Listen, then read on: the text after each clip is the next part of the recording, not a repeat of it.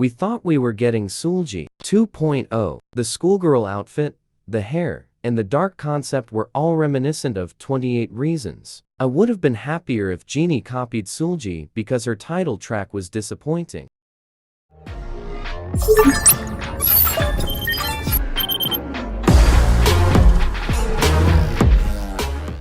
So, finally, Jini's long-awaited hiatus is over. On September 11th, she debuted with her album, An Iron Hand in a Velvet Glove. Jini's first EP consists of 5 songs in total. Starting from the album trailer film, we really thought we were getting Sulji 2.0. The schoolgirl outfit, the hair, and the dark concept were all reminiscent of 28 Reasons. I would have been fine if Jini copied Sulji because her title track was disappointing. During pre-debut, everyone felt like Jini was that girl. She was one of the most popular members close to debut, and was still with Mix's debut song, Oh Oh. Everyone thought she had soloist potential, so now we're here to discuss that. Let's get into it.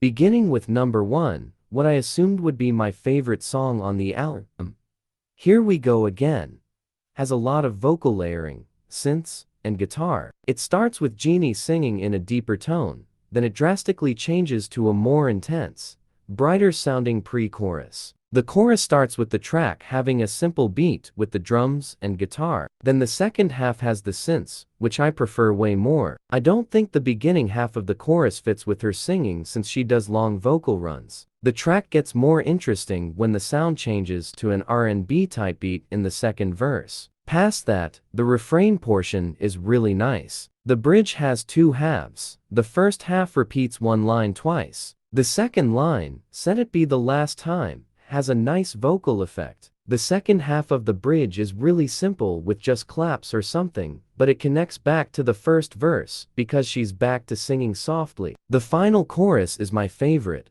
and I wish all of the choruses were just like it. Jini's singing fits best with just the synths and claps compared to the guitar and drums. I assumed this song would be my favorite since the last chorus was the portion they chose for the song medley, but the song as a whole was different than I expected. I would have preferred a darker song overall, but it was nice. I rated a 7 out of 10. Baby, come on, come on, come on. Wanna love you harder. Next is the title track, Come On Feet.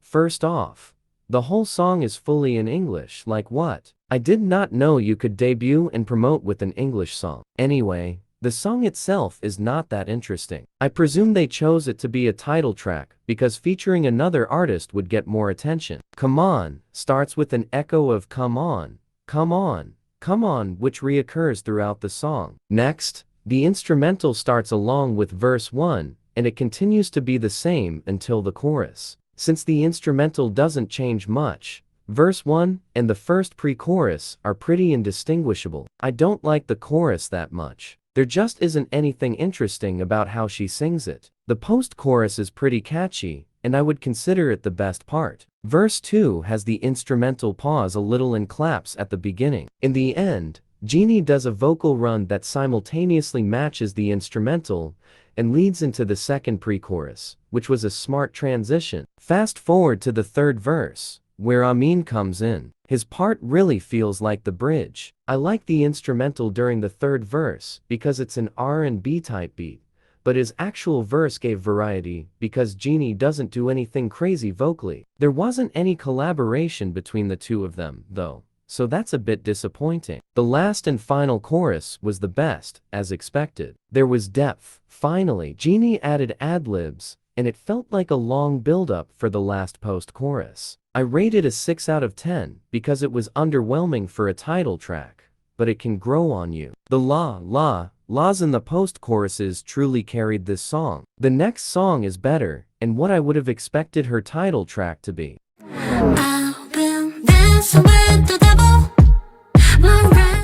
The third track, Dancing with the Devil, fully embodies her dark concept. There is a lot of bass drums and electric guitar. The verses aren't anything special. If I could see the English translation of the lyrics, I would be able to judge them better. One thing I can say is that her singing is way more interesting, and I feel more emotion than in Come On. I also like the latter half of the pre-chorus. The instrumental has an electric sound that changes notes fast, similar to what playing a harp would sound like. It sounds really magical. The chorus is pretty simple, but it suits the vibe she went for. The post-choruses are short, but on the last line, it sounds like a choir is singing, which sounds pretty cool. The last chorus brings in that choir again for the ad-libs. And with the chorus being sort of easy to sing, I think it would have looked great if she performed this. I rate this 8 out of 10. This song ended up being my favorite song of all 5 songs. As a B-side, it's good, but like the rest of the tracks, it's too tame.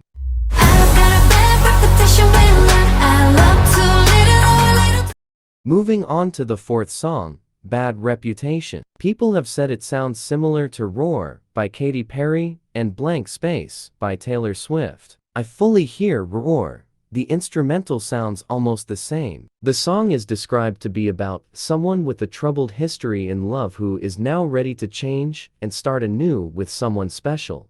Bad Reputation is very short as well. I can't wait for this era of short songs to be over. The length of Bad Reputation is just under 2 minutes at 1 minute and 55 seconds. This is the only song she had a performance video for before her debut. After watching the performance video, I just thought it was short because it was supposed to be a look into the album. Besides the album medley or concept track film, but nope. Bad Reputation is just short. Out of the other 3 songs, 3 because the last is just a different version of Come On, I'd say this song is most unfit for this album. The track just felt like an afterthought and rip-off of Roar and Blank Space. I rated a 5 out of 10. I rated it so low for lack of creativity, but I'm glad Jini got to showcase a little more of her vocal abilities.